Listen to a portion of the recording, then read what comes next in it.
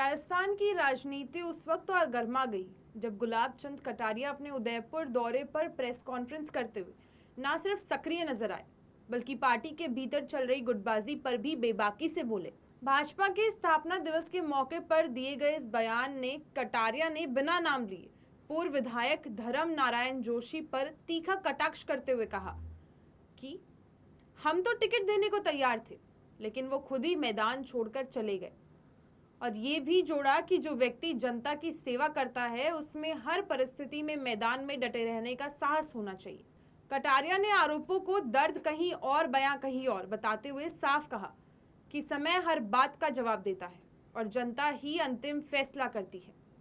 उन्होंने अपने बार बार राजस्थान आने पर उठ रहे सवालों पर भी विस्तार से जवाब दिया और कहा कि उनके पास जनवरी से मार्च तक का पूरा कार्यक्रम है, जिससे साफ है कि वे पंजाब में भी उतने ही सक्रिय हैं जितने यहाँ राजस्थान में हैं। उन्होंने दावा किया कि पंजाब के किसी भी कोने में जाकर पूछ लिया जाए, लोग उन्हें पहचानते हैं, जबकि कई राज्यपाल ऐसे हैं जिनके कार्यकाल के बाद भी लोग उन्हें याद नहीं रखते। कटारिया ने अपने 50 साल के राजनीतिक जीवन का हवाला देते हुए कहा कि वे एक सामान्य परिवार से आते हैं। उनके पास ना बड़ी संपत्ति है और ना ही किसी तरह का कोई दाग है और उन्होंने हमेशा अपनी साफ सुथरी राजनीति की है। राष्ट्रपति को लिखी गई चिट्ठी और लगाए गए आरोपों पर प्रतिक्रिया देते हुए उन्होंने कहा कि वे इन बातों को ज्यादा गंभीरता से नहीं लेते हैं, बल्कि तथ्यों के साथ जवाब देना पसंद करते हैं।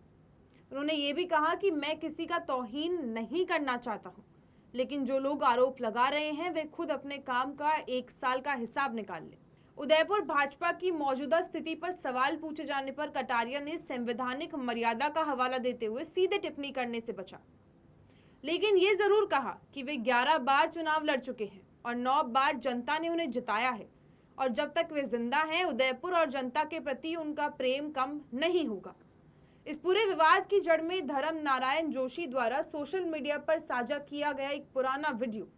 और उसके साथ ही लगाए गए आरोप हैं, जिनमें उन्होंने कटारिया पर सुरिंदर सिंह भंडारी चैरिटेबल ट्रस्ट के राजनीतिक उपयोग और इसके साथ ही संगठन के समानांतर अपनी पकड़ मजबूत करने और वरिष्ठ नेताओं की उपेक्षा जैसे गंभीर सवाल उठाए। इसके बाद उनके करीबी नेताओं द्वारा राष्ट्रपति को पत्र लिखकर कटारिया के बार बार उदयपुर दौरे और इसके साथ ही सरकारी संसाधनों के उपयोग पर भी सवाल खड़े किए गए। हालांकि कटारिया ने इन सभी घटनाक्रम को पूरी तरह खारिज करते हुए साफ कहा कि उन्हें रत्ती भर भी पीड़ा नहीं होती। वे हर परिस्थिति में शांत रहते हैं और उनका ध्यान केवल जनता के काम पर रहता है। कुल मिलाकर ये बयान न सिर्फ उदयपुर बल्कि पूरे राजस्थान में भाजपा की अंदरूनी राजनीति को एक बार फिर उजागर करता है, जहां गुटबाजी आरोप और जवाबी बयानबाजी के बीच सियासी तापमान लगातार बढ़ता हुआ नजर आ रहा है।